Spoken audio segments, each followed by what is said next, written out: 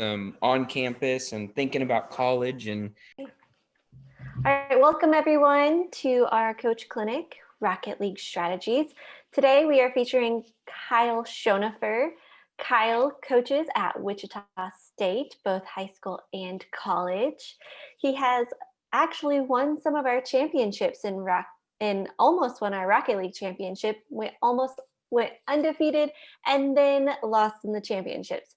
However, he is well versed in our games and is here to teach you about your Rocket League strategies. Go ahead, Kyle. yeah, absolutely. Like she was saying, I have the privilege of coaching at high school and college. So I've had a pretty awesome experience with the whole gamut of players and age groups and competition levels, from the people who have no experience playing video games at all the way up to the highest level of competition in both high school and college. And some of those players that are now playing on my varsity teams were those beginner players. So today I'm going to help you learn some strategies to get your team, um, you know, like a well-oiled machine and at a competitive level quickly, even if you don't know a lot about Rocket League yourself as a coach.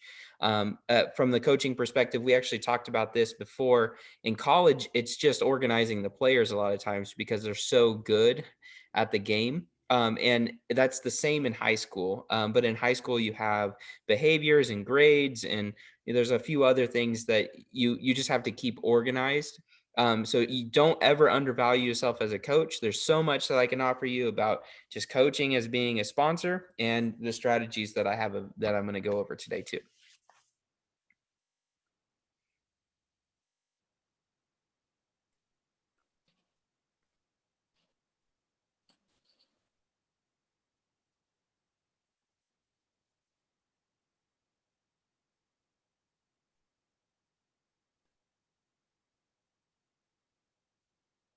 And while he's pulling up his screen, I just want to remind everyone that we do have a QA feature. So if you have a question for Kyle or Bonnie or Bernabe, please feel free to put them in. We'll organize it based off of who you're asking questions to. Bonnie and Bernabe are here to answer your play versus questions after Kyle is finished teaching you about Rocket League strategies.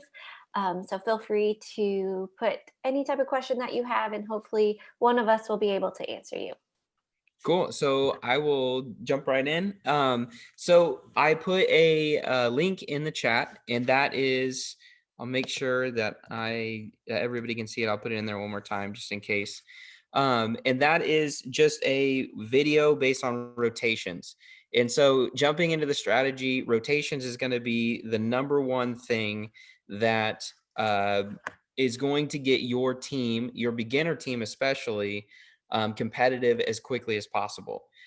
When you first start coaching these players, that you might have one player who's pretty well versed in the game or more experienced than others, playing with people that are definitely not on that level yet. Even those experienced players need to learn rotation sometimes. So that is going to be your number one goal. And to do that, you're going to have to kind of get an idea of where everybody needs to be. Can everybody see my screen? Okay, so if we're the blue team here, and the ball is going to be on this side, and we have somebody that is going to attack the ball here. This is going to be the first player. You probably have a second player that's back here, excuse me, and you probably have a third player who's recovering from the play. This second player is guarding the back post because the ball is over here. That is meaning that the play is on this side of the field. So the opposite side of the field would be on this side. So we would call this the back post on this side where the second player is there. That is the sweet spot of this entire rotation. We call it a back post rotation, and you can find tons of videos of this online. But the first thing that you want to establish for your team is getting this circular motion where it's kind of like a line where somebody hits the ball and then 1 would go to the back of the line. They would then become 3, and then 3 would become 2, and they would make sure that they stop or slow down at that back post because they're guarding the entire net being at the back post. If they stop at the front of the post, then it's very easy that the ball is going to come in behind them, and it's a really easy goal, and that's what experienced players are gonna look for. That's what I look for every time I shoot, is I always shoot for the far post. So this cycle right here, that rotations video from Verge, which is a professional player, will go over this as well, but not in a basic level like this. All of the next steps once you figure this out are in that video. But again, 1 would then attack the ball, go to the back of the line. 3 would then become 2, and then 2 would go and challenge the ball where 1 was before. I can't stress enough how important that is. So, in order to get that down, what I've done is I've gone in and shown players in a practice session with no game going on, just in free play, or a private match or something like that, I'd actually drive the path with them, and it's really goofy at first because all your players are not hitting the ball or anything. They're just driving in a circle, and it looks really odd and it feels odd, but that's the only way that they're going to get that path down and understand like where you're talking when you're talking about a rotation, especially the back post. I would recommend getting a map like this or something like that and showing them if the ball is over here, this side is the back post. If the ball is over here, then this side is the back post, and that rotation would then go this way. So, with that, there's going to be team awareness and car language.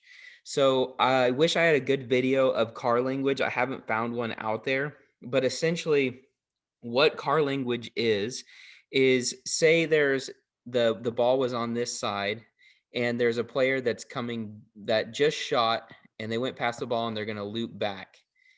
If they take a path back like this and the ball ends up coming to converge with the path that they're taking back to their own defensive zone, and there's another one of their players that is coming to attack that ball at the same time, there can be a lot of confusion because what you'll see at a basic level is this player right here that's going to come around, that's coming back, wants to cut in, wants to cut off that player that is driving up the field.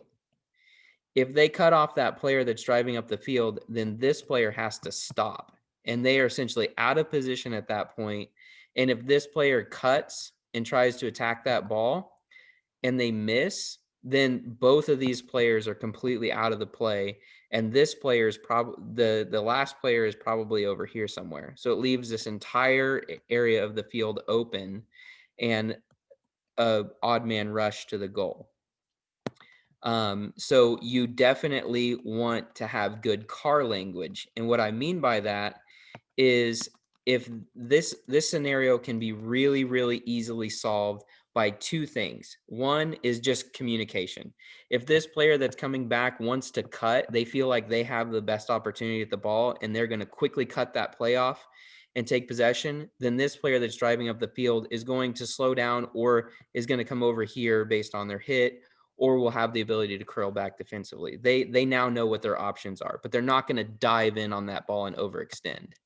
So just communication from the team. You want to keep communication really short, like I'm going or I'll take or mine or something like that, and that would signal to that player to back off. The other is car language. And car language would mean that this player, if they are not cutting, then they would then flip coming back. They would do a front flip coming back, even if they don't need to. But because they do a front flip, this player that's coming up knows that they can't move until they land on the ground. And that indicates, without communicating verbally, that I am rotating back defensively.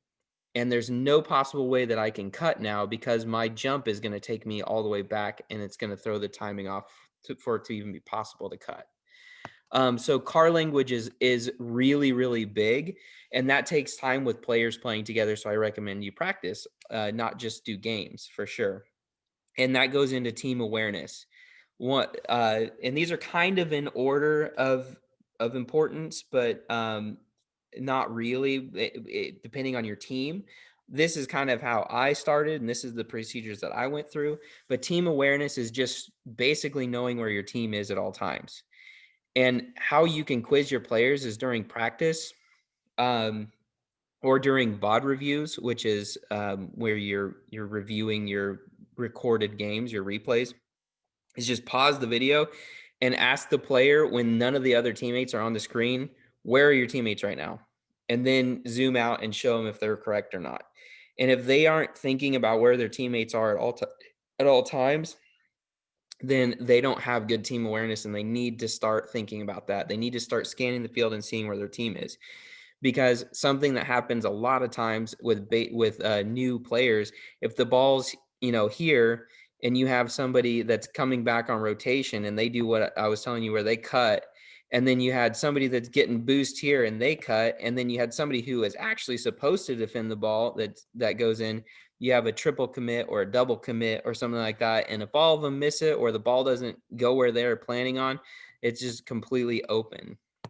So that is definitely something that you need for a successful team, is team awareness. And this all kind of glues together now. If you're doing back post rotations, you should know, in any situation, wherever the ball is, high or low, whether it's defense or offense, you should know who is supposed to go for that ball. And when you get to that level, when you start clicking, where you start hearing your team say, well, that wasn't my ball, that was yours. And you can have those discussions with those, like, why was that yours and not mine? Why are you saying I'm cutting you off? Why didn't you cut me off there? Things like that. Those are good conversations. And those are the most stressful conversations, because your players can get really frustrated, because those growing pains of not playing like they used to and then playing as a team, it's really stressful. I can tell you that right now. And that's where you're going to be an amazing coach.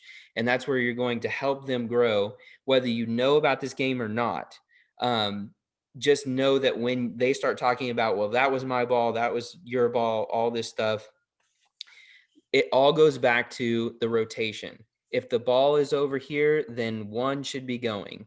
Somebody in this vicinity should be going. The person that just touched the ball should be 3, and they should be getting into a defensive stance. And they should always touch this point. They should always touch that back post point, and in their defensive zone for sure. So if they're not resetting on that back post, they're probably wrong. And then that goes into team awareness. If I'm here, if say I got demoed over here, right? And by the time I respawn right here, and this is my car. And say the ball comes over this direction from the play. So now the play is over here, and I respawn, and boom, the only thing I see is this ball. I can't see anything behind me because I just respawned and I don't know what's going on. I should know the split second that I respawn on this side and I see the ball right there, that my other teammate is rotating back to, I would now be 1. My other teammate is rotating back to the back post, and 3 should be coming back from either this play or going to get boost if they're already in the defensive zone. So I know there's a line of my players behind me, and this is my ball to take. So instantly, without even knowing, without even seeing that my teammates are here, because we've established a rotation and because I know where they're going to go first, I know that my teammate should be there, and I know my teammate should be over here or coming back over here. And I can go for that ball without even knowing, without even putting eyes on them. So that's team awareness. And once you've established that idea, your team will be a team at that point. Because I've seen so often with new coaches and new teams, everybody's so used to playing with random people online, or they're so used to playing 1v1s or 2v2s and not 3v3, that they're all going to be individual players, and they're all going to be stepping on each other's toes, and they're all going to be trying to get the highlight reels and be the goal scorer and all this stuff. And that doesn't work. The first time you go up against a team that is significantly worse than you on the rankings, statistically worse than you, but they play as a team, you're going to get destroyed because they're going to always be there. If you ever hear from your players, they're just so fast. Like every time I touch the ball or every time I go for the ball, they're just always there. It's not because they're faster than you, it's because they're playing positionally. And they're doing what I call a waterfall, which is just a rotation. The first person goes, they go to the back of the line, and then they move up and they go. So there's always going to be somebody there to challenge you. And it's so aggravating and annoying to play against a team that has good rotations. But make that your team and you will win. One of the big things, so that's the big caveat of this whole thing is rotations. Now, some of the things that are less important and more like comfort that are going to help you do that better, that are going to give you the competitive edge, are going to be camera settings, control settings, and nameplate scale.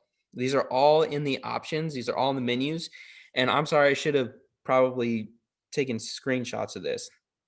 But your camera settings, um, I can pull up my personal camera settings to just give you an example. I think they're the best, obviously, and all my players play with these camera settings, but um, there are tons of videos online. What you need to do is you need to encourage your players to watch any YouTube video out there from us, especially if it's like from a pro. Like Verge is fantastic. Virge. Any of his videos are going to be golden. Um, you've got Lethamir, who has a channel. I think they have the same camera settings, but you want to take camera shake off and you want to pull that camera back so that you can see more of the field. And all those camera settings are going to allow you to see your team better, and you're gonna see the ball better. You're gonna be able to control the ball better. If you have players that are good enough that can dribble or air dribble, they're gonna be able to scan the field and see more of the field while they're doing those things. If they're air dribbling and dribbling, they probably have their camera settings adjusted. The control settings, this is something that is really important, I think, for new players. Um, and it's really, really hard because as a high school coach, you're doing this as an activity to get kids involved and to have them make sure that their grades are good and have them accountable and get them to feel like they're a part of the school, right? And so you don't want to discourage them. And the first thing you do is say, well, I'm going to change all your controls on your controller. So you're already bad, and then I'm going to make you handicapped even more because you're not going to know what button to press. But if you have players who are really motivated to get better and they're new, I would highly recommend that you change their control settings early in their career of Rocket League, because once they hit a level, the default controls become too difficult for you to be that competitive. There are a few pros out there that still play on default controls, so you might get some pushback from that. I can tell you right now that every single person that is in my esports program for college or high school, and everybody I've talked to personally, has changed their control settings. So I'm going to try and show you my camera settings just to get kind of a screenshot of it. And let's see here. And then the last thing is nameplate scale. I'll just go over that real quick before I show you. The nameplate scale, you want to, a lot of players do 200%. It's default 100%. What that is just the nameplate that's above the car. And default, when you just launch the game, it's at 100% and it's really small. There's a lot of times, even with these new camera settings that your players are going to be using, where the nameplate is so small that you can't see it behind the ball, or you can't see it behind a demo or behind the post or the wall or a teammate or something like that. So if you expand that nameplate, it makes it easier to see where everybody is on the field. And there's also like depth of field settings that you want to turn off so it doesn't blur things in the distance. So let me go to the camera. Let me see here. Can you guys see me as well? Okay. I will try and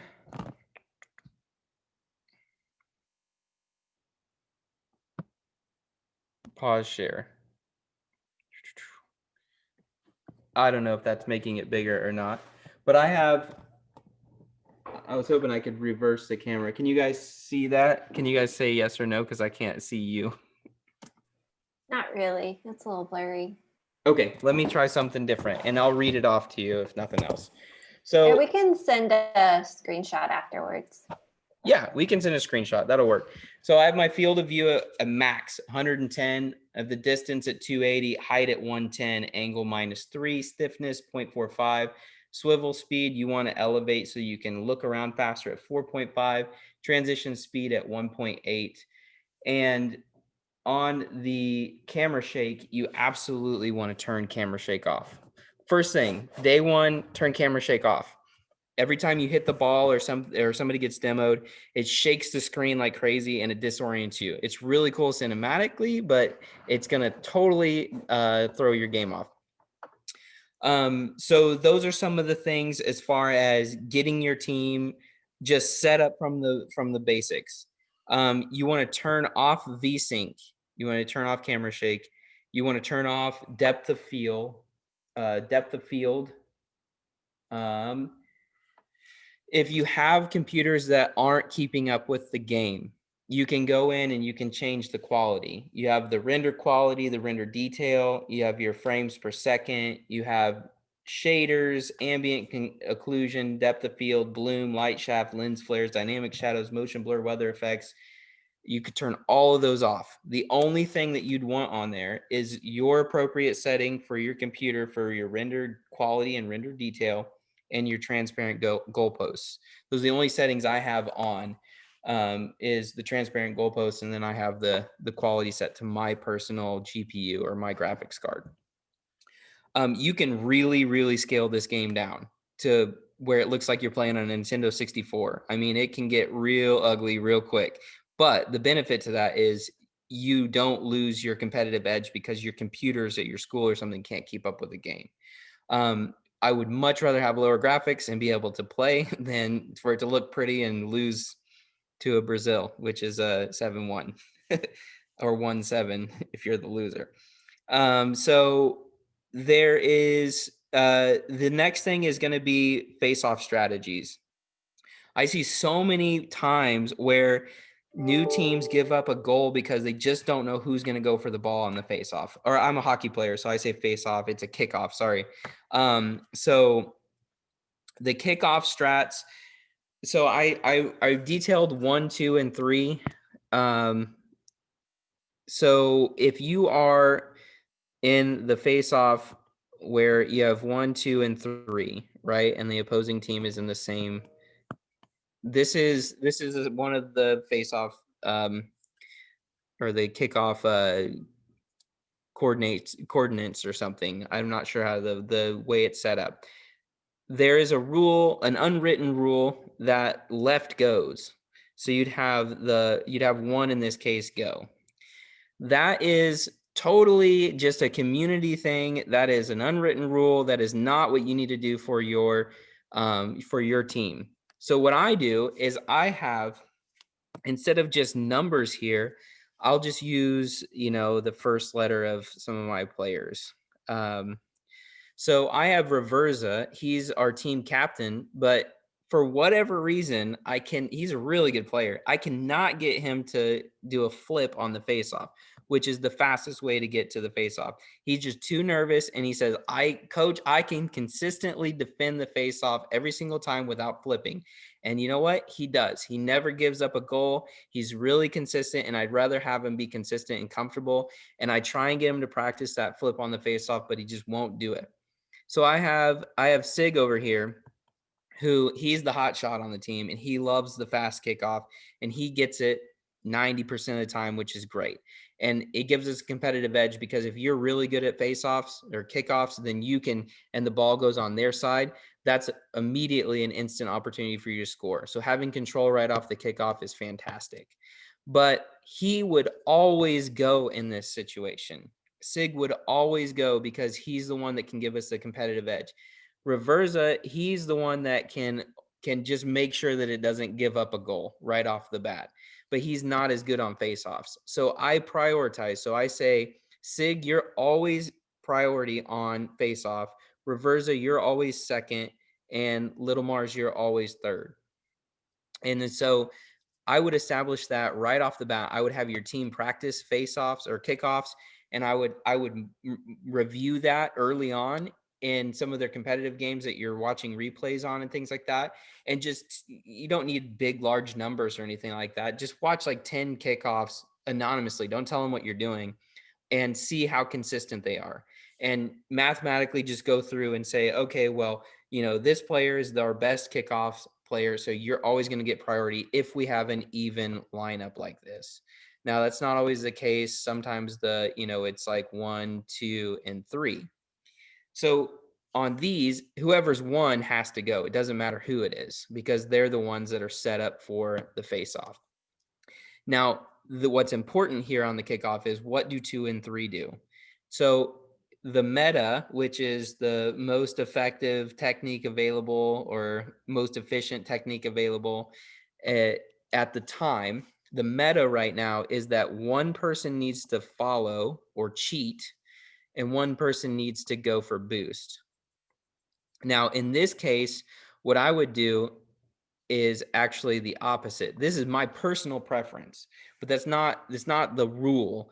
I like that 3 goes here because you can't just all out go as 3 here because you're going to be by the time that 1 hits the ball, you'll be right here. And who knows what direction that ball is going to go, right? So 3 has no reaction time if they just all out go for it. So imagine 2 going for it. 2 would be like almost to the ball. He'd be almost touching the ball at the same time 1 does. So I like 3 to collect like one of these boost pads and kind of and be at this boost pad by the time 1 is hitting the ball. And that way it gives them more reaction time to peel off and they have more boost hopefully than the opponent so they can get to that ball first. Meanwhile, while 2 goes for boost and rotates back towards goal. The person who goes for boost, you need to instill in them that as soon as they get that boost, they are rotating back towards goal. And that's your coaching style. If you're on a defensive face-off, then or kickoff, then you're going to rotate back towards goal. If you have a player, you can get as complicated as you want with this. If you have a player who's always going to be somebody that you want aggressive, you can have that player move upfield and 3 could just collect this boost pad and this boost pad and be right here for defense. There's so many different ways you can do this, but right now the meta, what is best for everybody right now is for 3 to go, 2 to go back for boost and then rotate to a defensive position. You need to go through all of the face-off positions with your team and establish who has priority in what situation and what they're going to do. Because if they know what they're going to do before that counter hits 0, then they're going to be so much faster and they're going to know where their teammates are and they're just going to start off on the right foot. If you have 1, 2, and 3, and both players go for it, which I still see my high school team do, and it's so frustrating every single time I see them do this because they're not paying attention and they forgot their priority, which I don't know how they do that. There's only 3 people. And then you got this person going for boost, and then they hit it weird or hit each other, and the ball goes right in. It's like, it's the worst feeling ever, and it's super frustrating. So, just you're just going to play catch up the whole time if the other team gets possession off that face off. So knowing those rotate or knowing who has priority and where they're going to go is a huge leg up for new teams and for advanced teams. I still go over face off strats with my college team. And then the terms, there's so many terms. So I'm going to go over probably about 20 of them really quick, hopefully. And then this will make you sound like you are a supersonic legend at Rocket League and that you know everything there you need to know about Rocket League. So when your kids say something like 50-50, you're not like, what? And that's like the most basic term. So 50-50 is when 2 players, like on the face-off, for example, hit the ball at the same time. So the opponent and you are hitting the ball at the same time in opposite directions. A 50-50 can end in a stalemate where the ball doesn't move at all, or it can kick out in any direction. So one of the things that your team that is kind of watching the 50-50, so one would call I'm 50ing or contact or whatever your call sign is for a 50-50. This number two is going to put himself in a position of options. I can go this way. I can go directly at the ball if it's a stalemate, or I can peel back and defend if it goes this way. So 50-50s are a big part of the game. The person 50ing needs to say I'm 50-50ing, or at contact is what we use. And then the runner-up player who's next in line needs to understand that a 50-50 can go in any direction. In net just means that you're actually in your own net to defend. There is a time and a place for you to be in your net, because if you're behind that goal line and sitting in your net, you can see everything in front of you and you can defend in all directions. I would highly, highly discourage teams from using an in-net rotation. I would highly encourage teams to use a back post rotation. If you are driving in the net and spinning around and stopping, sometimes backing up, your momentum is gone. This game, as you advance and as you get faster, is all about momentum. So that's why I'm telling you a back post rotation is best. If you talk to any pro, they're going to say the back post rotation is best, especially for new players. And it's just going to stay the same as you incrementally get better and better and climb the ranks. So in net is most of the time a bad thing. Wave dash. A wave dash is where your car is coming down and you still have your jump left in the air and your back tires hit the ground first and you dive forward so that your car kind of slaps along the turf, and that's going to give you a boost of speed. An aerial is when you hit the ball above the goalpost or in the middle of the air. A pinch is where you pinch the ball against the wall, another player, the ground, the ceiling, where it spits out the ball really fast in any direction. I would highly encourage you to use pinches when you are low on boost, but if you have other options, the pinch looks cool because of how fast you can get the ball to go, but there's too unpredictable. So if your team is at that point where they're a little bit more advanced and they're using pinches to clear the ball out of their zone, I would say try not to do that. If there's any other option, don't pinch because you can't control it and you're basically giving the ball up. Reading a ball is just saying that I have my eyes on the ball. It's going to hit the wall funky or something like that, but I'm aware of where the ball is going to go in the general vicinity, and I'm going to go hit that ball next. So I'm reading the play, or if you say I can't read this, that means that the ball is going to hit off the wall in a way that's unpredictable, and they're saying I'm totally confused. I have no idea where this ball is going to go next. So just know that I'm confused and you might need to step in. Demo is when you're going supersonic and you hit the other player on the other team and it blows up their car. Demos can be really a point of contention. I tell my team to demo the other team as often as possible, and I'm probably not liked for that. There's so many people who get their feelings hurt if they get demoed. It is part of the game. It is a mechanic in the game. And if you look at the statistics on things like ballchasing.com from the last session we had, you will notice that demos are the meta. Demos are rising and rising. And the higher you get in competition, the higher the demo count goes. The thing that is bad about demos is if your team is just deliberately going out and trying to demo the other team, that is going to throw you out of position. But if you're coming down and there's the opponent here and you're going through your rotation to get to back post and they're in the way, don't drive around them, demo them, because that gives them a 3-second respawn and they're going to respawn on either side. They're confused as to whether they're going to start which side they're going to start on. Sometimes because the play just left their zone, their boost is gone. So they're boostless. Well, they'll get 30 boost, but they're boostless. They're confused. They're out of the play. It's such an advantage. It's like a power play in hockey. You're up a man, and you can totally change the entire game for your favor. It throws off their rotation. It throws off their pace. People who say that demoing is toxic, it is absolutely wrong. Do not think that. It is part of the game. Demo them, bump them, destroy them. It is a competition, and use the demo to your advantage. If you tilt them, that is just even better for you. So tilt them. And don't let your players get upset if they get demoed. Just tell them to take it out on the other team by demoing them.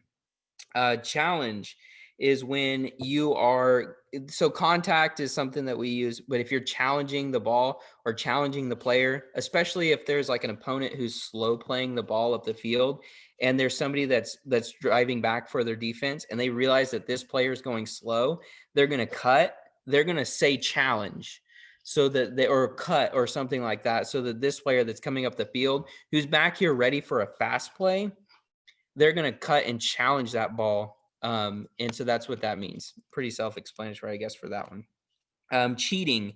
Cheating is back to this face-off. So, for example, my 2 and 3 players are going to have that discussion every single time while there's a countdown on the face-off. 1, you have to go for the ball. You know your job. But 2 and 3, again, 1 needs to curl and 1 needs to slow up, drive slowly towards the ball. The person who's driving slowly towards the ball, that's called cheating. And so 3, when the reset for the faceoff on the comms, you as a coach should require them every single time to say cheating, I got boost. So 2 would say I got boost, and 3 would say cheating. Dribbling is where you're carrying the ball on top of your car and not letting it hit the ground. It's a really high skill. It takes a lot of practice, and only your high-end players are going to be able to do that. And air dribble is same thing, but you're actually carrying the ball with your car on top of your car through the air. And so you can use this if your opponent is dribbling or something like that, like watch the dribble or something. Catch is when the ball is coming from the air and it's coming down, and you just literally let it hit your car. If you let it hit your car on kind of the top of your windshield, it will actually softly catch the ball. And that allows you to start a dribble, or allows you to kind of deaden the speed of the ball. So this is good communication. These are good terms, universal terms for the game, to say I'm catching or something like that, so that your team doesn't think that you're going to boom the ball back over to the other side. You're actually going to slow the play down. So don't leave the zone anticipating me throwing the ball down to the other side. I'm going to slow it down, and we're going to break out of our zone controlled. A flick is when you're dribbling the ball and you jump and twist your car to where it flicks the ball off of your car. It's really, really hard to read. And it's actually one of the coolest ways to score a goal. There's tons of videos out there on different types of flicks. They get as fancy as you want them to be. There's tornado flicks and breezy flicks and musty flicks. They've all got names, and they're incredibly difficult to figure out and actually do. If you pull one off in a game, you are a supersonic legend for life. And you will go down in Rocket League history. A fake is so satisfying. A fake is a fake. You go in like you're going to slam the ball, and instead you slam on your brakes, and that player just flies by. Hopefully it's their goalie, and they just all out commit, and they jump to the corner, and you are swinging around like you're going to shoot, and you just stop and then tap the ball in. Or you can fake on a pass or anything like that. But you want to call out that you're faking as your team. It's huge that you call out fakes if you can, because if you don't call out a fake and say you go up in the air to challenge something, you are going to throw your whole team off. Because if you think your teammate's going to 50-50 that ball in the air, and they were faking the whole time and they didn't say anything, you're going to drive up field thinking that it's about to get boomed over their head, and you're going to get scored on because your defense just left the zone. A dunk is when you know that you are going to 50-50 the ball with advantage. So say there's a car that is, your opponent is going to hit the ball along the ground, and you know you can come in over top of them and kind of peel that ball over their car and behind them. And a dunk is usually a goal. It was when you would call out a dunk, or you would just say, "Hey, good job on that dunk," or something like that. But it's kind of like a basketball player going over the defender. I think that's probably where it gets its name. And those are incredibly helpful. If you know you can win a 50-50 over top of the player to where it spits the ball behind them, you should always try and do that on a 50. A clear is just clearing the pressure. If the ball is anywhere in this arc here and you clear it outside of that arc in any way. So that's a clear. And then pressure, you as a coach, one of your primary jobs is going to be to tell your team when you should pressure the ball and when you shouldn't pressure the ball. If you see their defense, like earlier, I was showing you, like when we faked, there's a lot of times where a team or the opponent is going to try and go get this boost, and they're going to try and fly across the front. They're going to try and fly across the front to guard that or to get that shot, and they only have like one opportunity because you guys are shooting from this angle. And in order to get here fast enough, they've got to like go all out. If they make that save, you know that this player is going to fly over here and going to be low on boost if this is gone. And they're going to be out of position because they're not going to successfully create this rotation. They're probably upside down and try and recover and everything over here. And then their next player is going to desperation save. And then their next player is going to desperation save, right? So that's a perfect time if you see them scrambling in their own zone based on that, when you see their rotation is broken and they're chaotic, that you should put that pressure on. So you as a coach, I would highly recommend that you say, keep the pressure, keep the pressure, keep the pressure. And that tells them not to go past this half line. The farthest that they can go back is to collect these boosts, but I would like to see them create their own rotation along these boost pads here and just continue to rotate themselves on whatever quadrant they're on, right? Quadrant 1, 2, 3, 4. So continue to rotate in one of those quadrants and get those shots. The more shots, the better. And you're going to see teams' rotations break down. Now, the problem with that is if you get your team stepping on each other and their rotation breaks down and they're all in the corner or something, or they triple commit and the ball spits out. So just keep an eye on that and call for pressure when you know your team has control. A redirect is, say I shoot it over here and one of my teammates redirects it into the goal. A doink, that's one of my favorite things and favorite terms in the game. A doink is where I'm going to draw a car poorly, is where it bounces off the top of your car. Now, it doesn't actually bounce like you would think. It usually comes off really flat and really fast. So this is incredible for throwing the other team off. Say I make a big clear over here and I'm driving up over here, and say I don't want to, maybe I'm recovering, because that's a lot of times you're going up the opposite direction of the ball and my car is here. I can like park my car essentially where the ball's going to hit the ground and doink it and angle that, and it goes so fast off. And doink goals, I mean, just say doink and you'll have a good time. A half flip. Half flips are fantastic for this face-off specifically. A half flip is something that you're going to need to teach your athletes, esports athletes, as soon as possible, because it's a major competitive edge. Instead of driving and turning around, so you can see kind of, even if I collect those boost pads or if I e-brake, it's going to slow down and it's going to take forever to turn around. Whereas if my car's here, I can do a backflip and turn my car over at the same time. And now I'm driving this direction. So it's so much faster and you can cover so much more ground.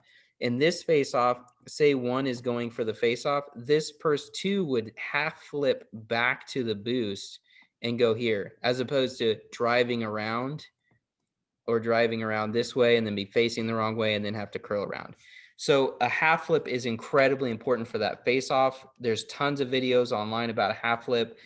Once your players get the basics down on rotation, that should be the first mechanical thing that they work on. They shouldn't work on dribbling, air dribbling, aerials, They shouldn't work on doinks. They shouldn't work on pinches. They shouldn't work on anything. I'm telling you, the first mechanical trick that they learn should be a half flip.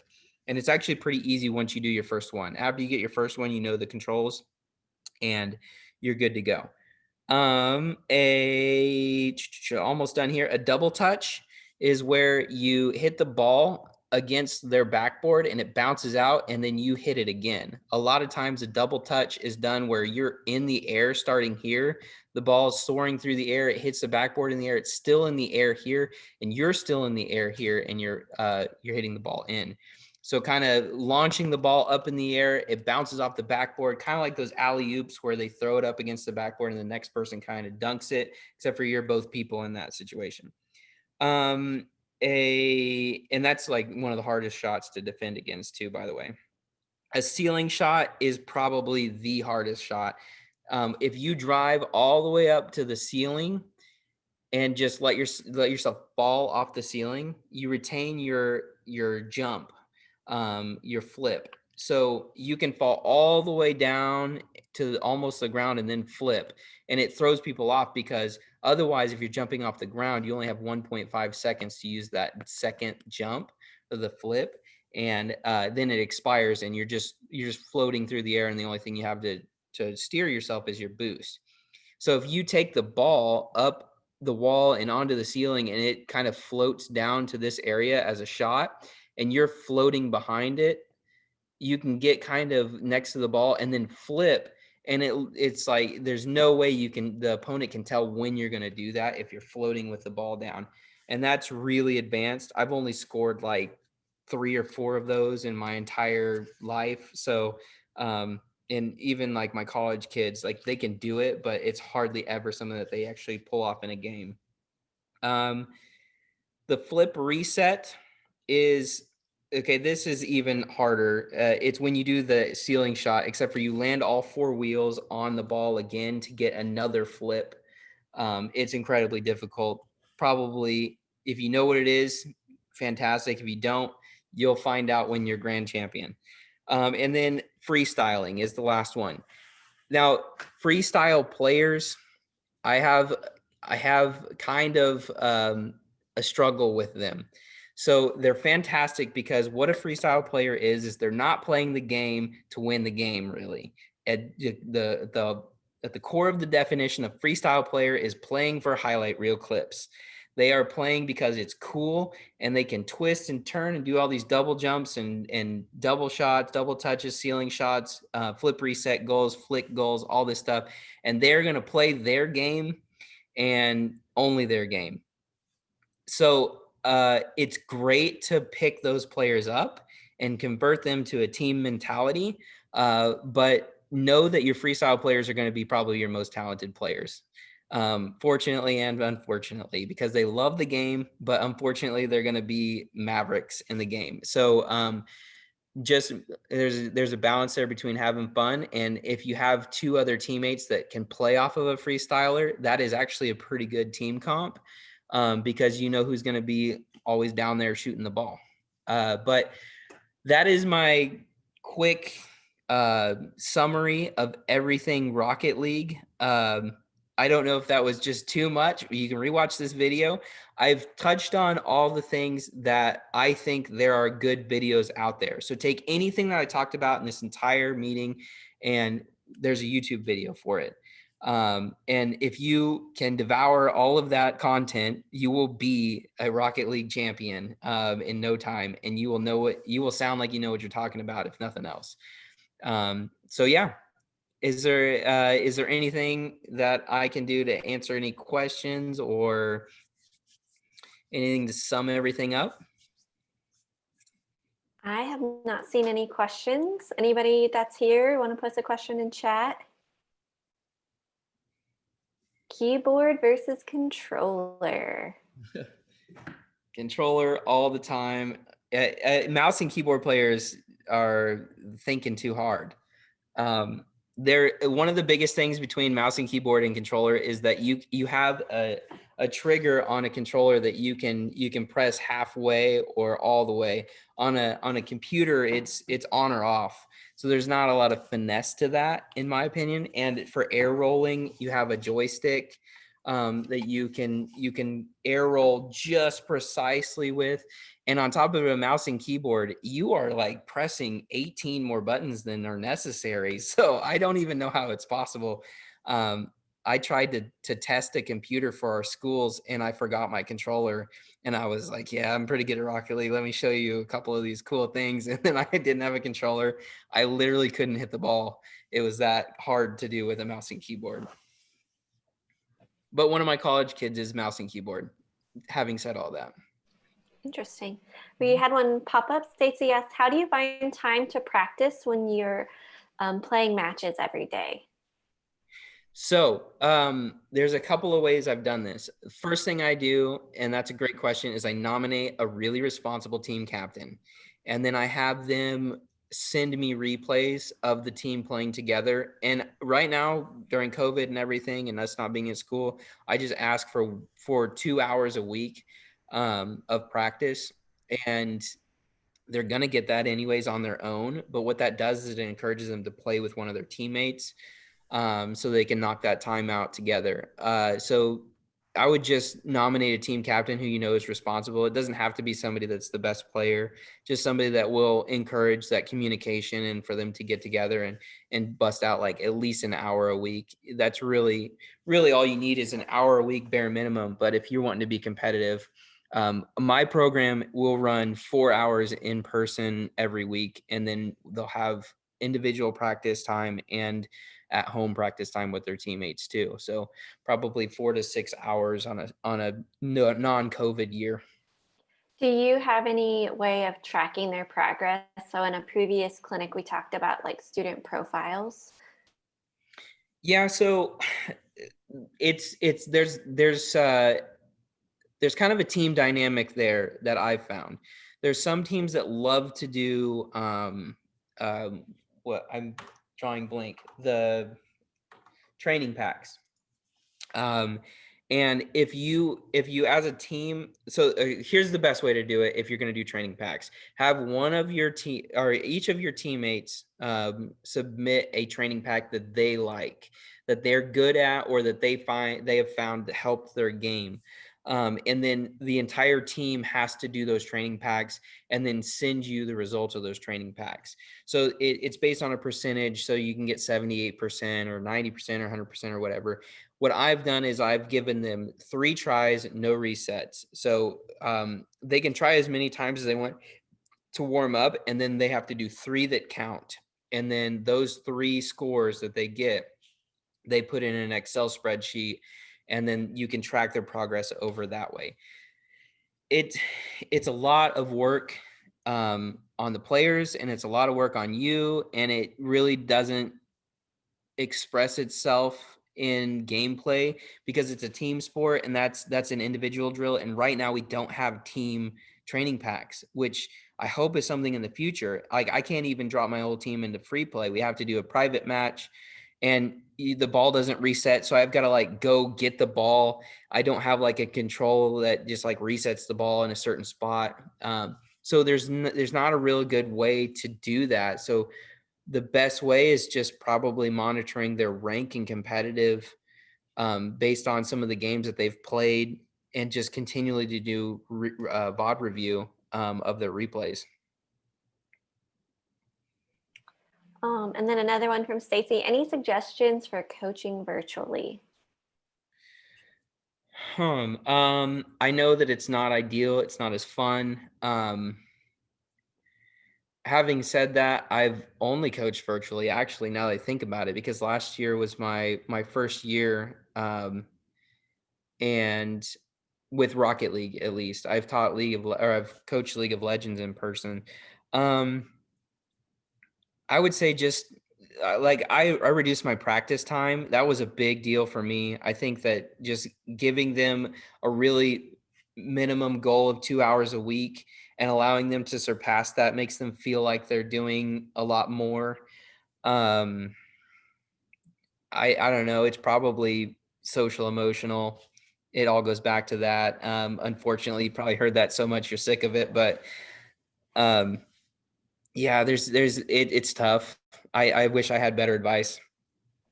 That's okay. We actually have some clinics that discuss that a little bit deeper. So I put the link to our Super Coach office hours page, and I suggest perusing through there and finding some. We have some that talk about coaching, running an esports practice. We have coaching esports during COVID. So a few topics that address that. Our healthy gaming and mental health ones also address that. Yeah, fantastic. I'll actually probably watch those too. So. Yeah. One thing that we did do this year that was a huge boost to morale and a huge boost to the competitive level and how they're taking this seriously is we ordered jerseys.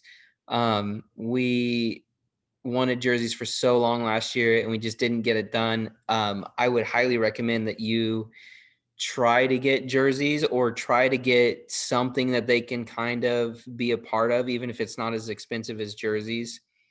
I don't know if PlayVS has links or coupons or, discount codes or something like that, but I'm sure that, there's a ton of coaches out there that can offer you. We had a local guy, so it wouldn't make sense for me to refer you to ours, but yeah, definitely even just a mouse pad or something that has the school logo, or even just making the logo.